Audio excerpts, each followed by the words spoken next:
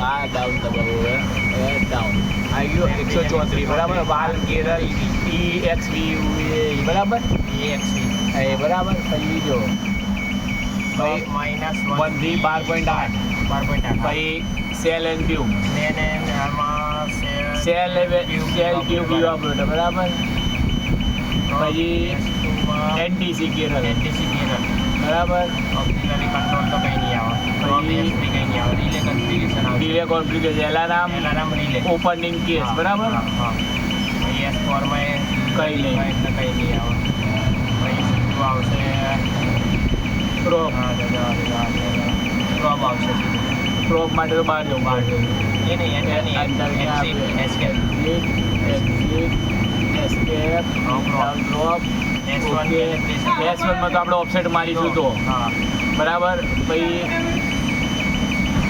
4 થી 20 મિલી એમ્પિયર એ તો -1 થી 12.8 તો ત્યાં નાખ્યું એટલે અહીંયા આવી જાય ઓકે બરાબર S1 આવી ગઈ S2 માં બી એલાર્મ નાખીએ પછી સીધું કંટ્રોલ આવી જાય S2 માં તો ઓફસેટ નાખીશું એ બરાબર પછી આપણે સુપર હિટને નહીં નાખવાનું હતું એ કંટ્રોલમાં આવશે કંટ્રોલનું ક્યાં બતાવે એ એન્ટર દબાવવાનું એસ્કેપ નીચે જવા દો રેગ્યુલેશનમાં આવશે રેગ્યુલેશન બીજા નંબર રેગ્યુલેશન એમાં જો આ સુપર હિટ આવી હા આવ્યું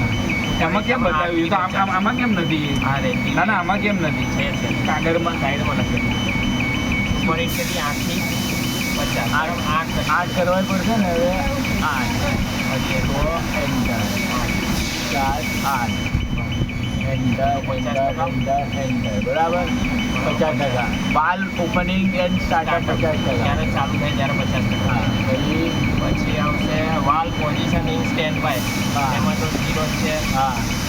અને એમાં 0 કરવાનું છે 1 કરવાનું છે પાછળનું 0 બટન તમારે એટલે એને કંઈ ઓપ્શન નહીં રાખે અને અહીંયા તો 0 થશે કંઈ નહીં તો 0 એનો બી પ્રોટેક્શનમાં માઇનસ પર જવાનું નીચે એમાં બી તો છેલ્લે આવશે ને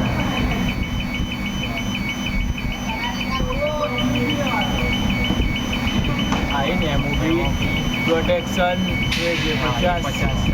આપણે કેટલી રાખવાની અને મોટી પ્રોટેક્શન ઇન્ટિગ્રેટેડ ટાઈમ 10 સેકન્ડ ના આપણે 50 નહીં રાખવાની ને એમાં એમઓબી તો આપણે કઈ 20 રાખીએ તો 15 રાખીએ જતા તો 15 કરશો આમાં જ સેટ કરવાનું હા એમાં બી પ્રોટેક્શન તો આપણે તો 20 જ ને હજી અંદર બસ પછી સીધું power supply 24 volt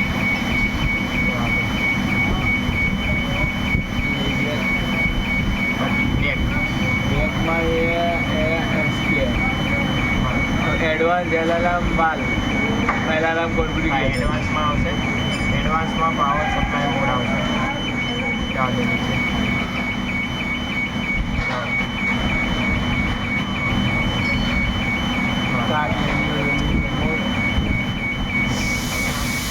power supply mode એમાં 1 કરવું પડશે તો એક વાર નીચે આવશે